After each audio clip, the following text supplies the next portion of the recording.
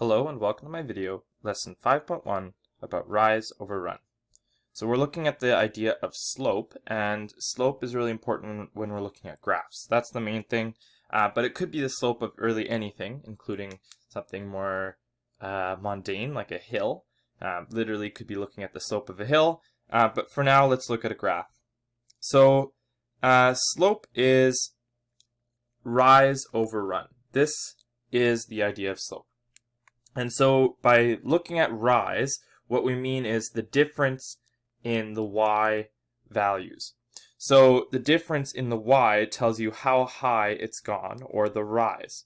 Whereas the run and the difference in the x values tells you how far it's gone horizontally, or the run.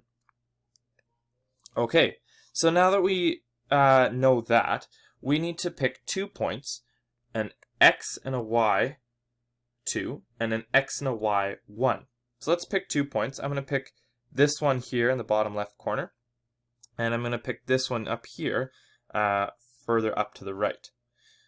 So now that we've picked 2 points, whatever's the first one, the furthest on the left, is number 1 point, and whatever is on the right is number 2 point.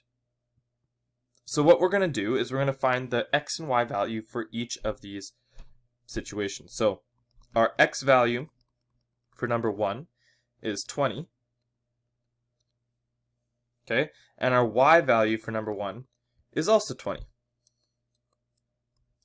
Remembering that we always put x comma y when we're writing coordinates together. Okay, so that's our 1 point, and now let's try the other one. So our x value for our second point is going to be 140. And our y value for our second point is going to be 50. Okay, so now that we have our x and our y for both situations, now we can just remember this is y2 and x2. And maybe I'll write that down here so it's very clear. There you go. So now we're going to just plug it into our formula that's up top here and try to solve for our answer. So y2 was 50, whereas y1 was 20. x2 was 140, whereas x1 was 20. Then we subtract, we get 30 over 120. And if we simplify that, we can simplify it just by getting rid of a 0 on each. And we can simplify it again to get 1/4. So our slope is 1/4.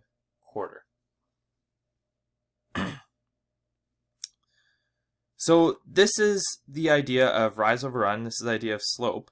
And we're going to be looking at it throughout this unit. And so this is slope. This is how you figure it out.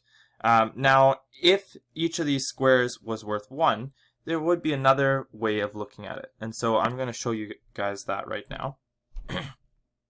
You could look at how far it's gone to the left, which would be our delta x, or our change in x. And you could see how far it's gone up, which would be our delta y, or our change in y. Which, if you consider the fact that these are numbers bigger than 1, you wouldn't be able to just add them up in here. But if they were 1, then you could. So let's just take a look at a basic example of what that could look like.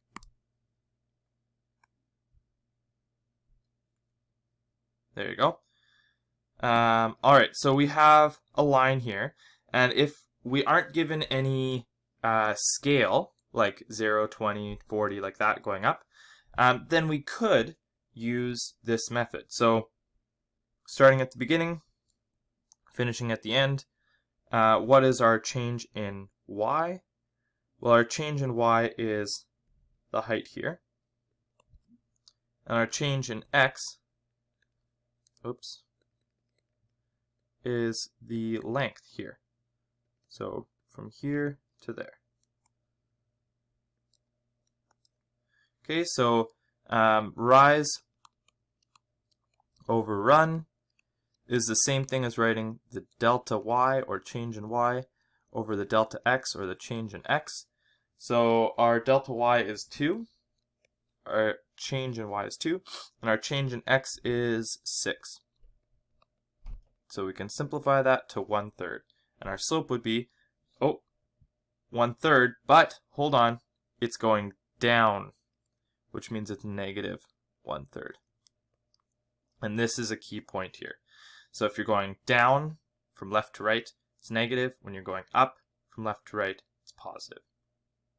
So those are the two points to make. Alright, I hope this video helps you understand rise over run just a little bit better. Good luck!